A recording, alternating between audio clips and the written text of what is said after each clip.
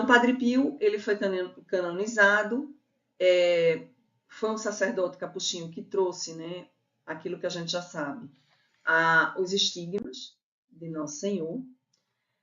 O sacerdócio e a missão dele, espiritual, estava alicerçado por um tríplice eixo, que era missa, confissão e rosário. Padre Pio, ele dizia que o padre é outro Cristo, que sua maior missão é salvar almas. O centro de seu mistério foi a Eucaristia e o confessionário. Ele dizia que lugares onde tornava instrumento visível da graça de Deus. Sua missa era longa, ele passava cerca de 6 horas se preparando, rezando para a missa. Né? Sua missa muitas vezes durava 2 horas, 2 horas e meia. Ela era marcada por intensa contemplação e lágrimas. Então, em muitos momentos ele entrava em êxtase, porque vivia profundamente a paixão de Cristo. Há os seus confrades, né, Frade Ambrósio, Frade Mateus, que conviviam muito com ele, dizia que ele sentia dores, e muitas dores, como se estivesse no Calvário, na hora da missa. O confessionário, né, ele era a quem ele se dedicava, ele exerceu verdadeiramente essa missão de misericórdia. Ele passava, como eu comentei com vocês, várias horas no confessionário atendendo. Ele dizia que os pecados que o penitente ele havia esquecido era um caminho para uma verdadeira conversão, porque ele relembrava esses pecados, perdoava esses pecados e fazia com que as pessoas, ao se envergonhar pelo esquecimento, não pecassem mais. E assim, as filas do seu confessionário eram cheias, né? Ele reconhecia as pessoas, muitas vezes ele tirava pessoas da fila do confessionário, porque ele sabia que as pessoas não estavam prontas para se confessar de novo, porque elas não estavam verdadeiramente preparadas para aquele momento, né? Além desse momento do confessionário, ele teve, como eu havia comentado antes, os seus dons místicos aflorados, né? A profecia e a profunda união com Deus. Muitas vezes ele dizia o que ia acontecer, antes mesmo que aquilo acontecesse. A Santa Missa, ele dizia muitas vezes que era um momento de profundidade e de adoração. E aí eu tenho alguns relatos de que em alguns êxtases da Santa Missa, Padre Pio ele via Nossa Senhora aos pés da cruz, e aquilo o levava muitas vezes às lágrimas. Né? Então, esse era o tripé, né, o tríplice eixo da vida como sacerdote e na sua missão espiritual. O rosário, como eu comentei com vocês, ele rezava várias vezes por dia e ele pedia para que as pessoas rezassem o rosário. Eu encontrei com um frei, né, e ele dizia assim, quando ele sabia que as pessoas não tinham condições de rezar o rosário, ele começava pedindo para que as pessoas rezassem 10 Ave-Marias a Nossa Senhora. E colocava desafios para que no dia seguinte as pessoas rezassem mais para Nossa Senhora. E assim ele ia conquistando as pessoas a esse amor e essa devoção a Nossa Senhora. E aí chega onde a gente vai se aprofundar mais nessa live, que é a crença firme de Padre Pio, a relação de Padre Pio e as almas do purgatório. Padre Pio afirmava com convicção a realidade do purgatório como um lugar de misericórdia e justiça. Para ele, era necessário que muitas almas que, mesmo que tenham morrido na amizade com Deus, mas elas precisavam ser purificadas antes de entrar na glória, né? Então, ele tinha essa visão beatifícica de que muitas almas elas vão para o purgatório porque elas não rezavam por elas mesmas. Gente, é um convite. Rezem por vocês. Se entreguem de verdade. Peçam. Se nós não temos determinadas virtudes, vamos pedir a Nosso Senhor. Veja que coisa interessante. Muitas almas não iam ao purgatório porque elas não rezavam por si mesmas. Isso é um exercício, né? Os vivos podem ajudar as almas do purgatório com orações, sacrifícios e, sobretudo, com a Santa Missa. Tem uma experiência mística, né, de Padre Pio, e essa experiência para mim foi fantástica. Eu li nesse livro aqui de Padre Pio que eu vou estar compartilhando com vocês. Esse aqui, eu não sei se dá para vocês verem, mas é um livro de Padre Pio e as Almas do Purgatório. E tem um relato desse livro que é muito interessante. Padre Pio tinha uma filha espiritual que era sobrinha de um bispo, né? E um bispo muito santo. Um bispo muito santo. E ela foi ao encontro de Padre Pio dizendo: Padre Pio, meu tio faleceu e eu queria saber se ele está na glória, se ele está no céu. E Padre Pio respondeu para ele: reze, minha filha, reze o rosário por ele. E ela: o senhor não me respondeu. Aí ele disse: calma, continue rezando por ele, ele precisa de muita oração. E assim ela voltou uns 3 meses depois e ela disse: Padre Pio, eu tenho oferecido missas ao meu tio e tenho rezado tenho rezado o rosário, como o senhor me orientou. E ele fez assim: minha filha, reze mais. Ele precisa de mais oração. E ela, sem entender e quieta, mas ela dizia: mas ele era um homem santo, ele era um homem santo. E aí ela voltava e dedicava missas a ele, né? Pedia, né, para que por ele, rezava por ele. E aí, um dado dia, ela chegou lá e ela: Padre Pio, me dê uma notícia, meu tio está no paraíso. Aí ele disse: ele chegou lá. E ela disse: eu não entendo porque ele demorou tanto para chegar no paraíso. E ele diz assim: filha, seu tio era de fato um homem santo, mas ele negligenciou em muitas direções espirituais. Ele não deu a atenção necessária que ele precisava dar aos seus dirigidos. Por isso que ele ficou num estado em purificação, no purgatório, para se purificar.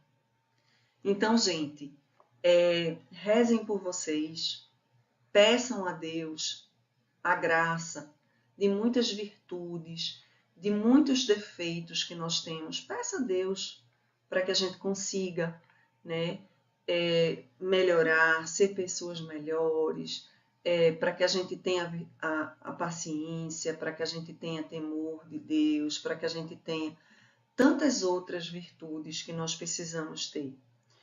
Tem uma experiência muito interessante também de Padre Pio, que um belo dia ele estava na porta, né,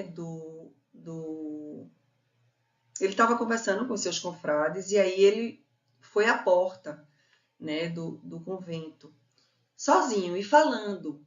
Foi à porta do convento conversando, falando com as pessoas.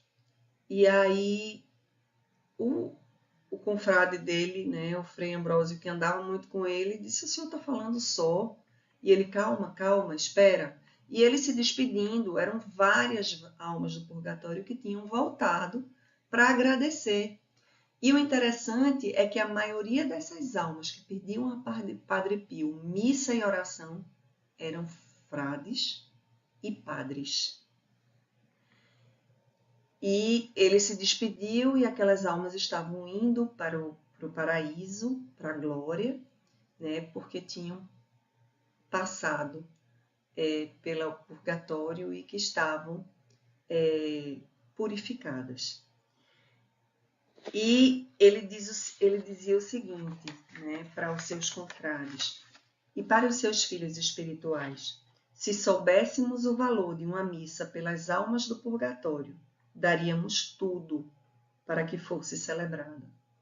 Então, eu aprendi isso com o Padre Pio há muito tempo atrás. Diariamente, quando eu vou à missa, eu coloco a intenção daquela missa pelas almas do purgatório. E toda segunda-feira, quando eu rezo o meu rosário e quando eu rezo e vou à missa, eu comungo pelas almas do purgatório. As benditas almas do purgatório, como se referia Padre Pio a elas. Tem uma outra história que é muito interessante. O Padre Pio, o pai do Padre Pio foi visitá-lo lá no convento. E foi visitá-lo e foi ficar com ele lá no convento por uns dias. E os confrades hospedaram o Padre Pio numa parte superior do convento, que era uma parte onde eles acolhiam alguns parentes, alguns peregrinos e alguns frades que ali passavam para se hospedar e seguir sua missão. E aí o pai do Padre Pio se despediu, o Padre Pio ficou na capela com alguns confrades e ele subiu só para o quarto. Quando ele chegou nesse quarto, ele viu um padre de joelho rezando. E aí ele voltou e disse para o confrade, para o padre confrade, que era nessa época, o que estava com o cuidado ali com a casa, ele disse: olha, tem um freio no meu quarto, eu acho que você me indicou o quarto errado. Ou o quarto estava ocupado. Ele: não, mas não tem ninguém lá. E ficou aquele burburinho lá: não, mas tem um frade lá rezando, eu vi esse frade. E aí Padre Pio chegou para o pai dele e disse: pai, pode ir para o quarto, ele já foi embora. E aí ele disse: como assim ele já foi embora? E o confrade fez assim: mas não tem ninguém naquele quarto. Ele disse: tem sim. Tem um frade que negligenciou nas orações e ele vem todas as noites rezar de joelho no quarto que era dele. Ele está se purificando e ele vem todas as noites para fazer o que ele não fez enquanto era frade deste convento. Ou seja, ele estava em purificação, ele estava neste lugar de misericórdia para para rezar, ou seja, para se purificar, porque ele tinha negligenciado nas suas orações.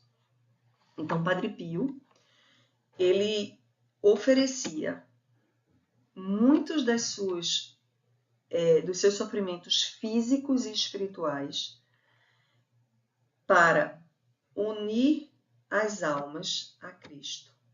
E ele ofereceu a chaga que mais doía a ele, que era a chaga do ombro, que era uma chaga que poucas pessoas conheciam, que era a chaga do ombro dele, pelos sacerdotes que não honravam o coração de Jesus. Eu comentei para vocês numa outra live sobre Padre Pio, que várias vezes Padre Pio via Nossa Senhora chorando no presbitério, porque muitos filhos prediletos dela não honravam o coração de Jesus. E toda vez que ele via Nossa Senhora nesse estado, ele sofria, chorava e pedia perdão à Virgem por seus confrades, por padres, pelos filhos prediletos dela, que não honravam o Sagrado Coração de Jesus. Para ele, o sofrimento era aceito por amor, porque ele tinha um valor redentor e ele podia encurtar muito tempo das almas que estavam em purificação. Então, ele se oferecia em sacrifício por essas almas. Então, como o Padre Pio ensina, vamos rezar pelos sacerdotes religiosos, religiosas, que estão no purgatório, para que eles consigam conhecer a graça de Deus. Como é que a gente reza por essas almas do purgatório? Oferecendo missa, comungando por essas almas do purgatório, rezando o rosário pelas almas do purgatório, oferecendo, pedindo a Nossa Senhora que é a advogada dessas almas, que ela interceda junto a Deus Pai por essas almas que estão no purgatório. Então, como ele fazia a missa como centro de sua vida, Padre Pio também confiava que o rosário era uma grande arma para libertar as almas do purgatório. Tem vários relatos de almas do purgatório que voltavam para pedir ajuda a Padre Pio. Vários. Uma vez, Padre Pio estava em oração na capela, né? E uma alma chegou, e era uma alma de uma irmã, de uma freira. E ela pedia a Padre Pio que rezasse por ela. E Padre Pio recordou que a conhecia na época em que ele era jovem, né? Ainda como na sua vida de oração, ele ainda não era religioso. Ele conheceu essa freira, e essa freira tinha morrido há muitos anos, e ela voltou e pediu a Padre Pio que Padre Pio a ajudasse a sair do purgatório. E Padre Pio, e ela confessou a Padre Pio o porquê que ela estava no purgatório por tantos anos. Porque ela era uma madre, né, daquela congregação, e ela tinha muita inveja das irmãs, das freiras, das religiosas, que tinham que conseguiam entrar em profunda oração, que eram contemplativas. Então ela perseguia as freiras que faziam muitos sacrifícios, que eram freiras que passavam horas de joelho diante do sacrário. Então ela perseguia e dava penas terríveis àquelas freiras. Então ela estava no purgatório há muito tempo, porque ela perseguia algumas freiras noviças do seu convento. Então, e depois de muitas missas e de muita oração, essa freira voltou para agradecer a Padre Pio por ter intercedido por ela. Então, são muitos os relatos. Esse livro, ele traz relatos incríveis sobre essa vida de dedicação de Padre Pio. Aí ele teve uma fala que ele diz: por falta de diligência em cumprir com o seu dever, um frade que ainda estava no purgatório por mais de 60 anos depois da sua morte. Então, tem muitas histórias, né? Tem muitas histórias de padres, de religiosas que estavam no purgatório por muitos anos, por não ter sido diligente na sua função missionária, evangelizadora, como diretor espiritual, como religioso, né? Então, foram muitas os relatos que traz esse livro, que conta dessa relação. E o que mais me chamou a atenção foi que a maioria dos relatos eram de pessoas, eram de padres, de freiras, como eu mencionei anteriormente, né? Assim, nós temos, gente, uma força, né? Nós, enquanto mães espirituais dos sacerdotes, nós que dedicamos a nossa vida de oração aos nossos filhos espirituais, façamos também a nossa dedicação pelos padres que estão no purgatório, pelos religiosos que estão no purgatório. Então, eu convido vocês a fazer esse exercício, né?